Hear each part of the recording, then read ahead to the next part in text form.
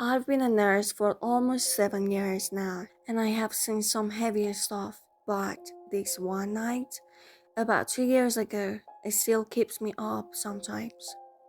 It was a Thursday. I remember because I always work Thursdays and Saturdays back then. Around 2:40 a.m., I was doing my rounds on the third floor, a quiet floor, mostly rehab and elderly patients. We had one room, room 209, that had been empty for a while. No beds, no patients, just a storage for extra linens and broken equipment. That night, as I was walking past it, I heard breathing. Not like wheezing or shallow breath, no. This was a slow, deep breathing, steady, like someone asleep. I paused and looked at the door. It was cracked open an inch, no lights on inside. I thought maybe maintenance was doing something. Sometimes they do random crap at night, but something felt off.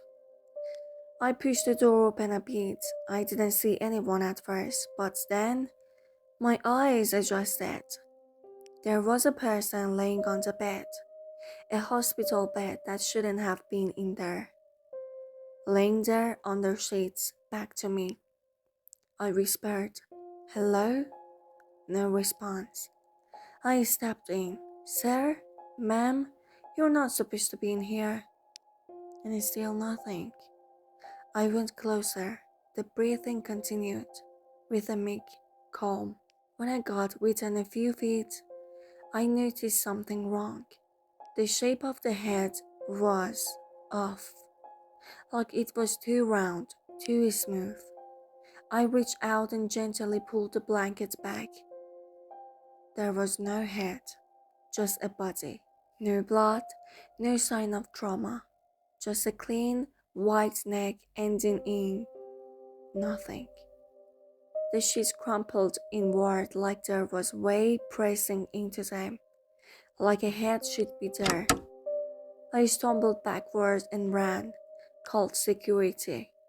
When they checked the room 5 minutes later, no one was there. The bed, gone. Not even the linens were disturbed.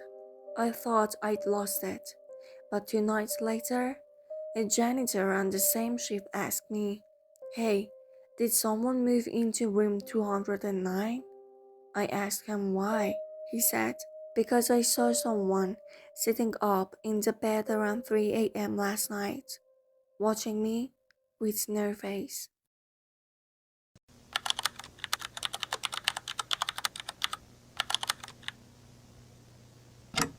I used to do overnight deliveries during peak season when the extra pay made it worth it.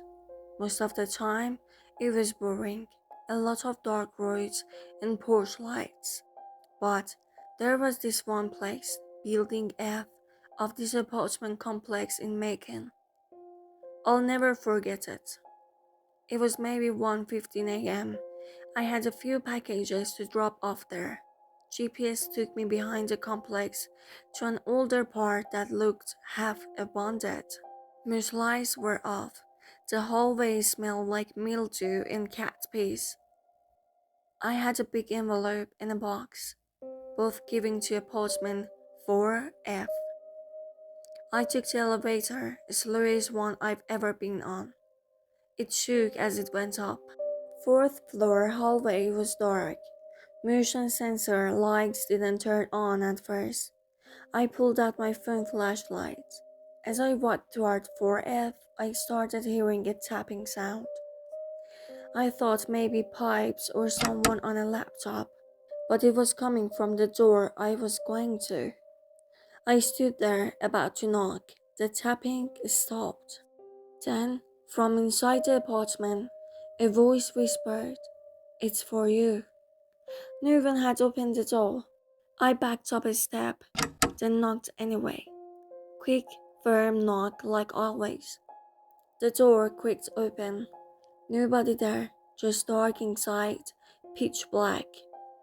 I wasn't about to step in, but I needed a signature. I called out, "Hello? Amazon delivery. I need a sign for the box, and nothing.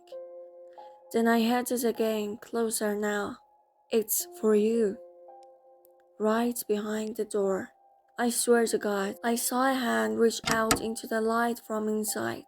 A grey, shriveled hand with long nails and black wings. It just hovered there. I dropped the box and ran. I marked the package as unavailable for delivery and never went back. I didn't even report it. What would I say? Here's the kicker though. 2 weeks later, I was chatting with another guy on the same route. I said, "You ever delivered to Building F?" He said, "You mean the one that got condemned last year after that suicide?"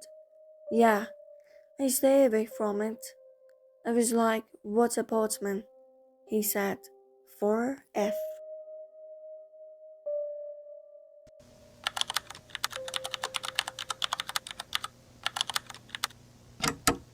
I worked nights at a food distribution warehouse. Meat, produce, dairy, you name it. Place is messy, feels like a city inside. Most of the time, it's chill. Forklift guys doing laps, paperwork, the hum of fridges in the background. But about 6 months ago, I had a shift where we had inventory problems in one of the freezer zones. A few pallets went unaccounted for. I had to do a manual check. So I grabbed my scanner and headed into freezer room 6. This one's deep freeze blue, minus 20 degrees Celsius. You can be in there more than 10 minutes at a time. The lights were flickering a bit, which wasn't new. The maintenance guys are lazy. I started scanning boxes, counting items, marking inventory, normal stuff. Then I noticed the temperature display on the wall. It was minus 43 degrees Celsius. That's not normal. That's dangerous. Then all the lights in the room cut out. Just total blackness and the hum of the freezer. I pulled out my flashlight. That's when I saw him. At the far end of the aisle, about 20 feet away, was a man in a white uniform. But the outfit was old, like 1960s style. He was facing the wall, arms stiff at his sides. I thought maybe one of the other workers got stuck in here, but when I called out, he didn't move. "Hey," I shouted, "you okay?" Nothing. I walked slowly towards him. My breath was fogging up the air. My fingertips were going numb. I stopped when I was about 5 feet away. The man slowly turned his head to look at me. He had no eyes, just a smooth skin. No eyebrows, no nose, just a deep slit for a mouth, and even that didn't move. But somehow, I heard the words like in my head. "It's cold in here because we're all still dying." I bolted, tripped over a pallet jacket, dropped my scanner, left it all behind. Security found me sitting on the brick room floor, shivering and babbling. Next day, I told my boss. You know what he said? "Room 6? Man, that place cursed. Some guy froze to death in there in 1983. Got stuck during a power outage. They didn't find him for 3 days. Had to identify him by his boots." I never stepped foot in that freezer again. You know, they say the night hides things that don't belong in daylight. Maybe it's just for your imagination, but maybe it's not. If you work the night shift long enough, you'll start to understand. There are things that walk beside us, things that whisper from behind locked doors, and sometimes they want to be seen.